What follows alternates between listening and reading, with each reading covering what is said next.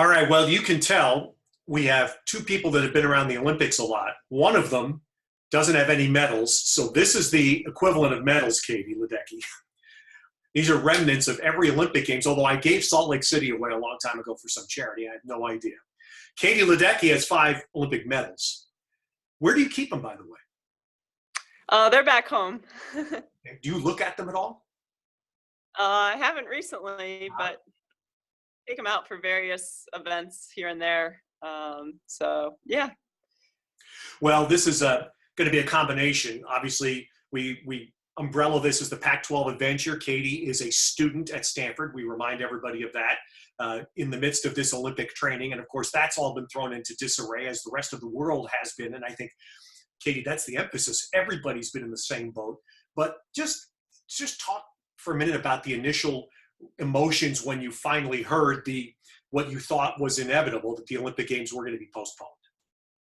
Yeah, I was happy that they made that call sooner rather than later, and it was the right call. They made it a couple days ago, and I think all of the athletes felt a great sense of relief knowing that we didn't have to scramble around and try to figure out how to train over these next couple months, and knowing that we could look forward to something in the future next year to be able to train for now. And we kind of have a little bit of a better picture of what we're aiming for. We don't know the exact dates yet of the Olympics next year, but that'll start to come out, and everything will fall in line with all the different competitions leading into that. Every Olympic athlete I've had the chance to know, and I've gotten the chance to know you here more recently, you're incredibly programmed. That's why you are good at what you do.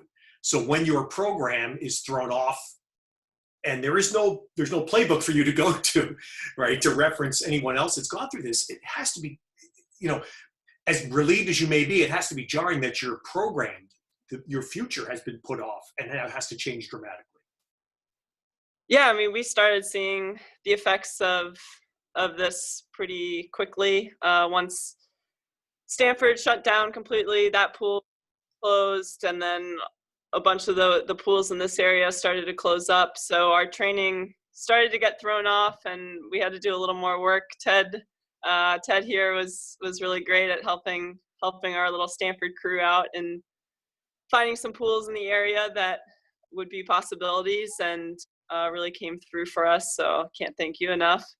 And yeah, for about a week, we were just trying to do our best. That's what we were being told to do by the Olympic officials, to just do our best because the games were still on at that point. So now we can take a step back and do our part in staying in as much as we can, and caring more about the health of ourselves and the people around us, our families, and all of that takes a little bit of that stress off our plate. And you put out an Instagram post yesterday, I think, or 2 days ago, that outlined that. It was the beautiful big picture statement, Katie. But what really struck me watching you and your teammates up close there for a short period of time, and it hits close to home for me, having been involved for quite a while with a mental health agency, Kaminar, a great agency in San Mateo County, is that we're fighting a physical health battle, obviously, but there's going to be mental health it's probably already arrived. And just watching you up close, your teammates, and watching the uncertainty, and you were in the pool still able to train, maybe not in the perfect way, but you were still able to train physically. But the strain, the angst you were going through here, to see that firsthand really opened my eyes. Yeah, we were dealing with the mental stress and the anxiety about not knowing where we were going to be swimming the next day, or if we were going to be able to train the next day, on top of the uncertainty about whether the Olympics would be held this summer, or if they were going to be canceled altogether, or if they were going to be postponed. So we were a little bit in the dark for a couple days, and we would try to swim, and it was more of just a thing to get our heads off, or our minds off of the stress of that and the uncertainty, kind of therapeutic swimming to be able to not think about those things for a little bit. It was kind of weird to not have a specific meet in mind that we were preparing for, knowing that our meets in April and May were already canceled. So we didn't know if our next meet was going to be Olympic trials, or if that was going to be canceled, or if the Olympics were going to be canceled. And we didn't know what was motivating us every day to go to the pool, but we knew that we had to do our best to try to keep training during that time. And the other thing I thought a lot about for you was, and some people may not, who don't follow swimming as diligently between Olympics, may not remember that you had an illness yourself this past summer that impacted your ability to perform at the World Championships. So now here comes one on a much larger scale. And I look at you and I go, I don't know how you stay so calm on the outside. It's an amazing trait, because I was thinking that had to hit home for you, given what you went through last summer. Yeah, for sure. I mean, we were in South Korea for the World Championships last year, and I got a stomach bug and actually had to go to a hospital in South Korea. Now seeing these news reports about the testing being done in South Korea and how they're doing such a good job of getting so many tests quickly and all these things. And it just being in a hospital in a foreign country was a new experience for me. And I can't imagine what everyone's going through around the world. I mean, it's truly touching every country around the world, and I have so much admiration for the health professionals that are on the front lines, taking care of everyone. And that's why for me it's tough, because I didn't have the meet that I wanted to last year, and then this year is getting postponed to next year. But at the same time, health has been really at the forefront of my mind over the last year, and to have this on a larger scale just drives it home even more, and really makes you appreciate the health of yourself and your family. And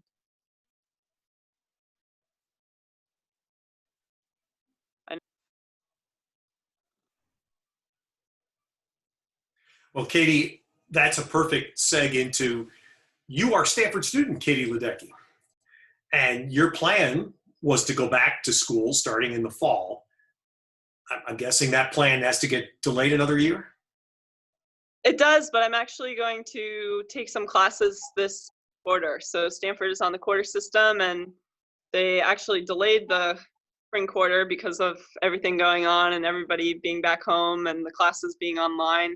So I think classes start in about a week and a half now, and I'm going to be able to take some classes this spring and maybe this summer, so that I can, if I decide to next year take a quarter or two off, I feel like I'm still getting some units towards my degree, and staying on the timeline that I had initially set out for myself to get my degree. So I think about 40 to 50 units left. So I have 3 or 4 quarters left of school. Yeah.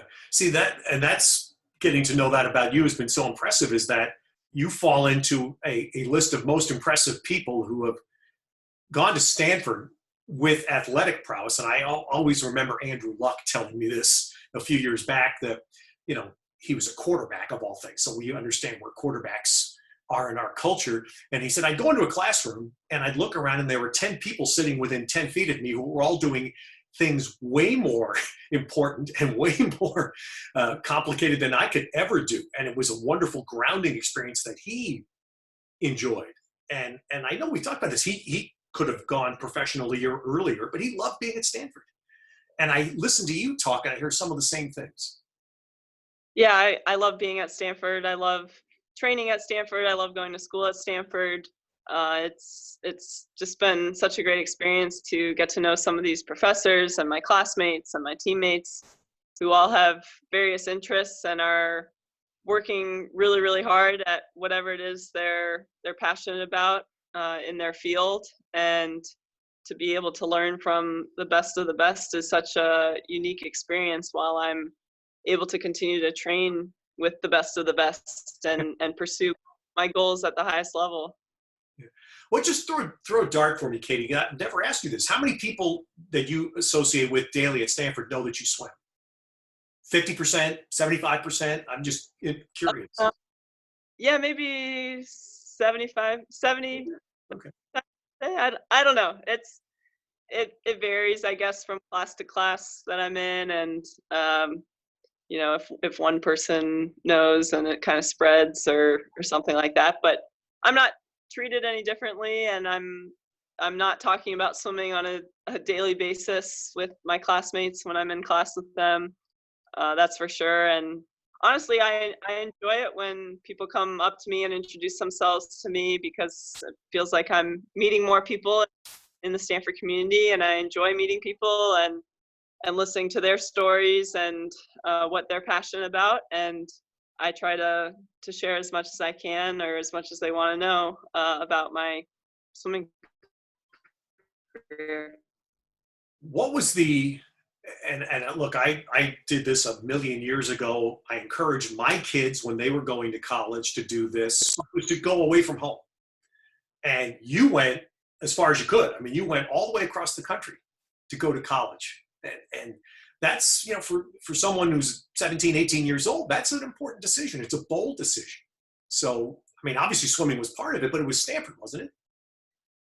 Yeah, it was a big move out here from Bethesda, Maryland, and that was kind of the one con on the list of coming out here, is that I was going to be pretty far away from my family. But my family was very supportive of me going to Stanford, and they know how great of a school it is and how great of a swim team there is at Stanford, and they were fully supportive of my decision to go to Stanford. And they've been out to visit many, many times to watch swim meets and just to hang out here.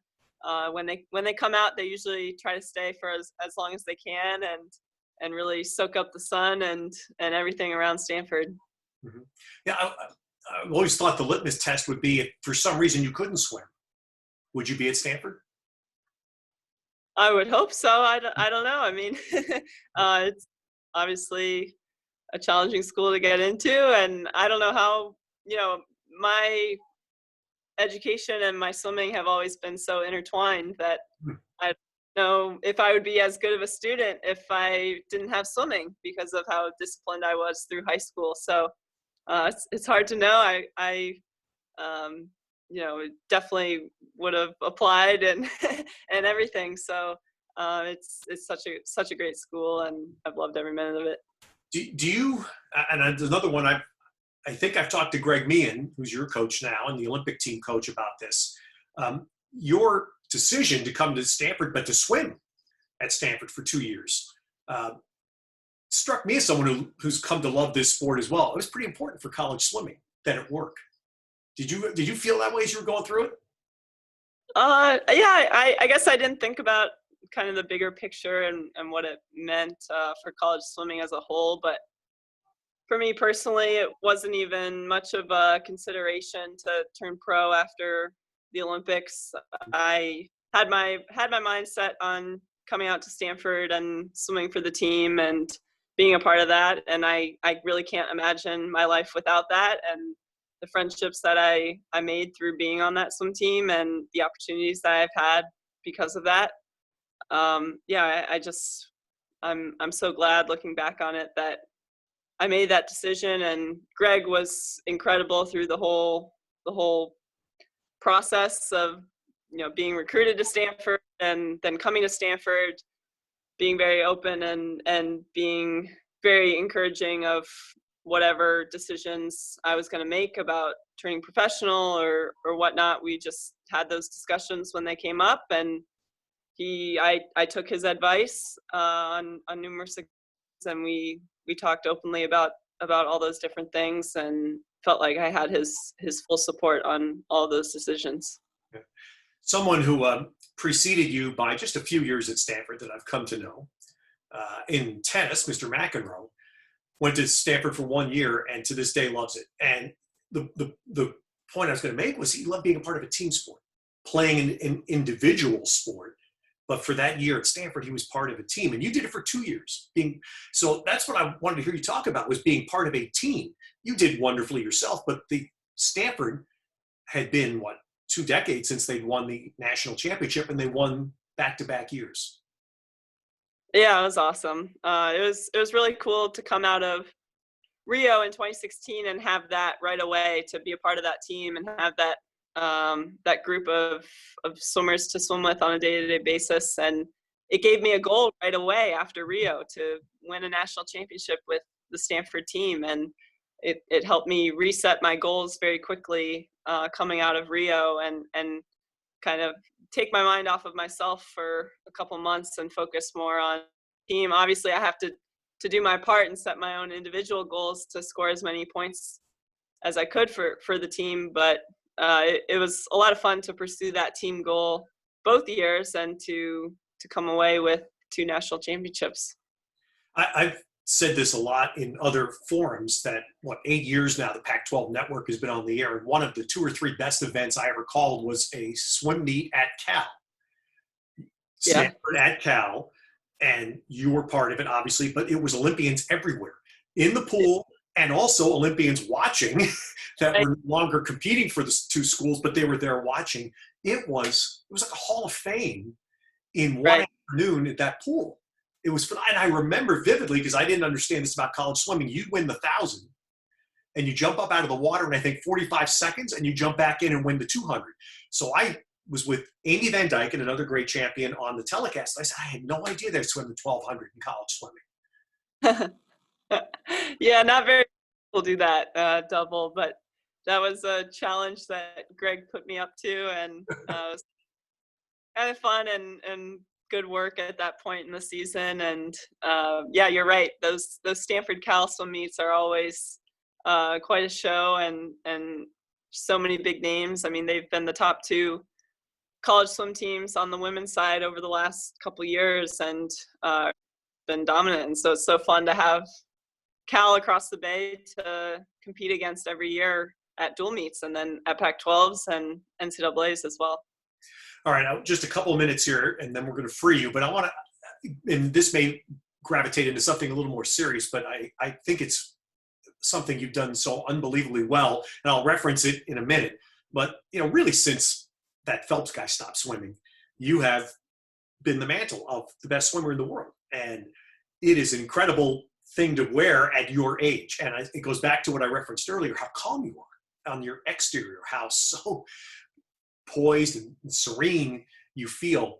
But maybe just talk to some younger people that may listen to this to accept that challenge as you have, and to wear that mantle and to wear it so well, and to continue to perform at an incredible standard that you have. Just talk about what that's been like for you.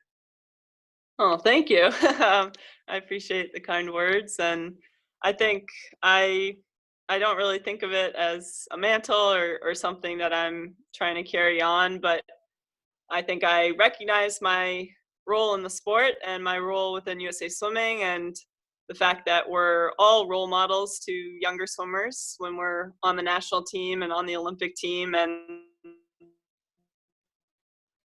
ability to try to give back as much as I can to the sport, whether that's by swimming really fast and trying to have performances that inspire young kids, or getting out and talking to some swimmers. I actually just did a video call yesterday with my club team back home, one of their swim groups. They are doing video calls every day at their normal swim practice hour, and their coach reached out to me, and I joined in on that. And it was a lot of fun just to talk to them and answer their questions, and just kind of hear the different challenges and the different things that they're going through right now as well.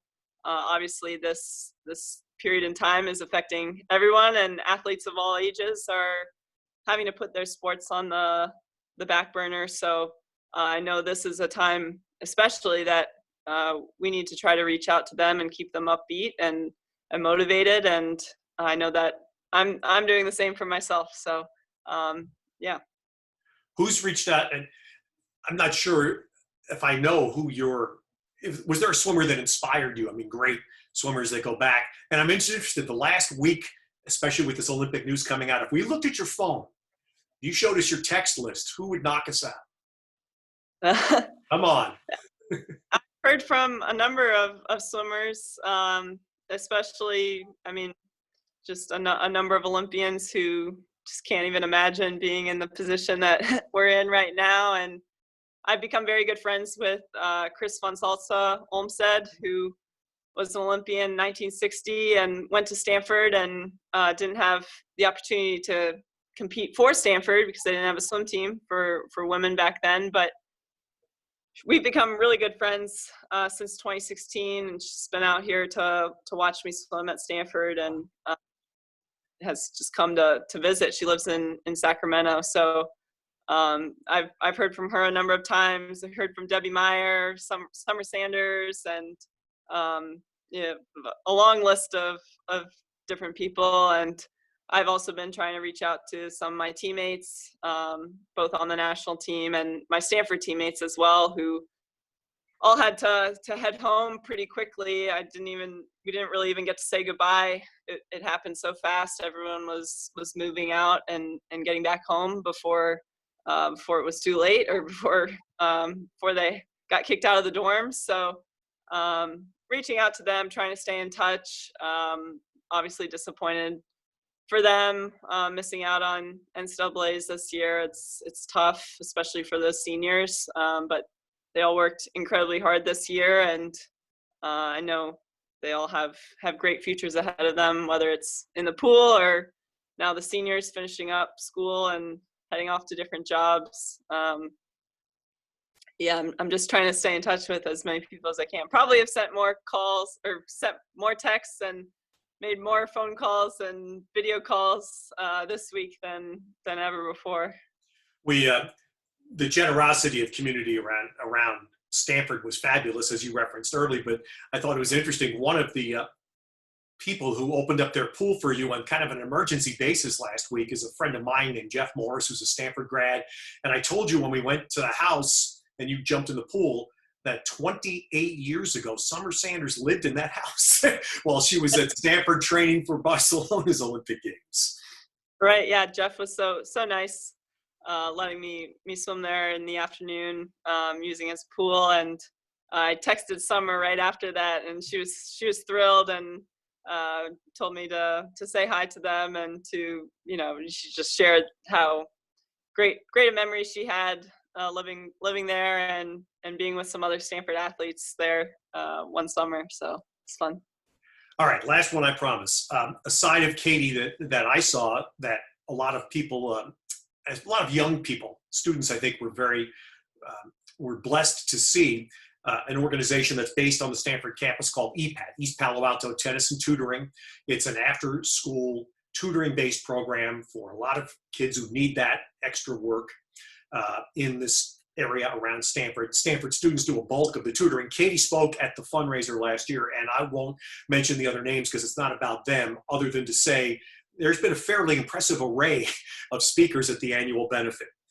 Katie spoke last May, and by far and away the most overwhelmingly positive response from the students and the tutors and the staff, the full-time staff that put this program together, was to what you did, because you, unlike most of us, targeted your words to them, to the younger folk in the crowd. And do you have any idea how you're able to do that? Because it was incredibly impressive.